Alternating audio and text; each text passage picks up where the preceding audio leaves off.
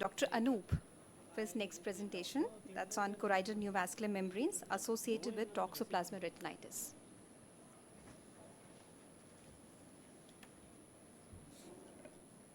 A very good morning to the panel. Uh, I have a liking for toxoplasma retinitis and like to speak on that. The second thing that was in this particular presentation was few cases of toxoplasma retinitis which are active retinitis get confused for a recurrence, which is a CNVM. That was what was my study here. So the purpose of the study was to see the imaging characteristics and treatment outcomes of the choroidal neovascular membranes associated with toxoplasma retinochoroiditis.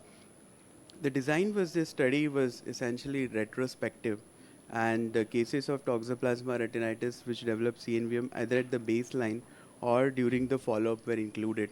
We did a fundus photo and OCT documentation of them. Exclusion criteria involved negative toxoplasma IgG, and a minimum follow-up of duration of 6 months was considered for the study. Imaging characteristics which were various were analyzed.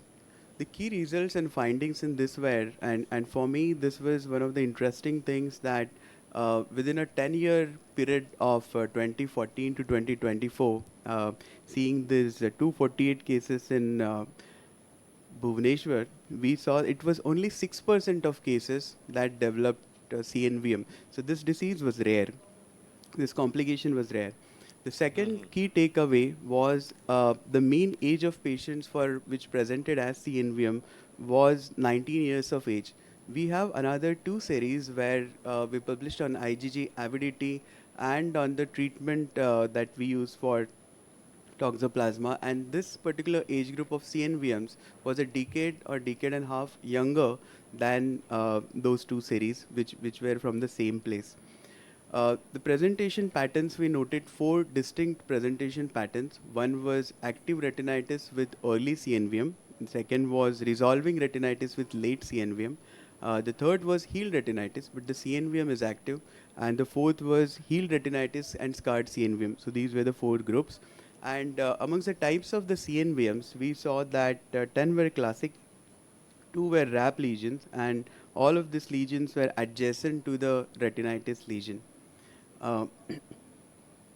So of the four groups that I was speaking earlier, the first group we found out CNVM occurring within 6 weeks of presentation as toxoplasma retinitis. This was said to be the group A. The group B was when the retinitis was starting to resolve, it was partially active, and the CNVM happened later after the 6 weeks.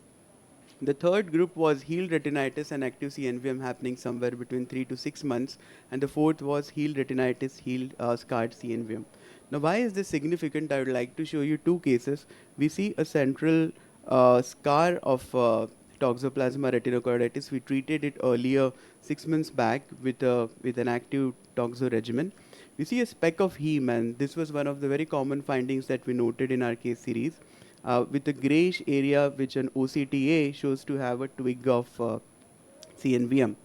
Another case, now the color is of lot of importance here. We see a yellowish color, necrotizing full thickness retinitis, which shows a central hypo surrounding hyper, a very characteristic of retinitis, while the CNVM part of it, seen as an early twig on the FFA and seen a leakage, helps differentiate in the active disease. We treated this with injections. We used a total of 24 injections in the study with 2.18 injections per eye. In conclusion, the toxoplasma retinitis that we saw leading to CNVM was rare. It happened in only 6% of our patients. The second thing was it was always near the scar. The third thing was that we required lesser number of injections and age-related macular degeneration, and identification of them was essential to differentiate from active retinitis recurrence versus a CNVM per se. Thank you. Yeah, I think it's a very good study because we have also seen this I have seen a few cases in the pre-VEGF era. Yeah. I had a young 8-year-old child with a toxoplasmosis macular choroiditis who developed a CNVM, and that was the time of PDT. Yeah. and he responded with a single shot of PDT that time. So I think these inflammatory CNVMs respond very well to minimum intervention, as you rightly said. Because they are not as active as our other types of myopic or age-related CNVMs. I think it's a very, and you have to pick that up. Because Right. sometimes you feel that it's the recurrence of the infection, whereas it's a CNVM which is hiding in the Correct. infection. And Very what good is your point. take on whether to be in plain anti-VEGF or a combination therapy? What do you prefer So in for such the cases? active retinitis, we did give a combination of intravitreal Clinda, DECA, and either a bevacizumab or ranibizumab. But for the lesions where retinitis was inactive, we just went forward with anti-VEGF. But did you try without anti-VEGF in any? Like if we just give intravitreal Clinda with steroids, I feel still these are inflammatory Right. membranes should resolve. This is what my take is. I don't know. Okay, I don't think this was You retrospective didn't wait, you series though. just injected we did three inject. together. Yeah, we did. A systemic treatment was given for tox or what? So for the active cases, they were on toxoplasma treatment. The treatment that we gave was Bactrim DS for 6 weeks.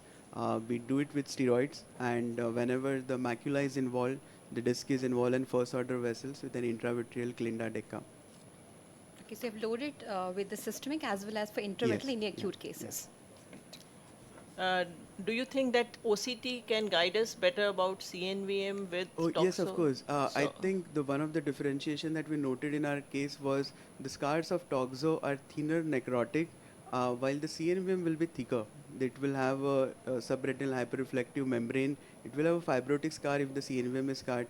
It will have a double layer sign, heterogeneous reflectivity within, and unmixable would be the intraretinal cystic spaces and the fluid, which is not generally seen in toxo. You might get a small neurosensory detachment, but not many intraretinal fluid pockets. Thank you. Thank So I for think the follow-up cases, sorry. No, no, go. For the follow-up, would you prefer to have FFA over OCT? You want to follow the We patients? did with an or? OCT actually. Okay, you Yeah. follow with OCT. Okay.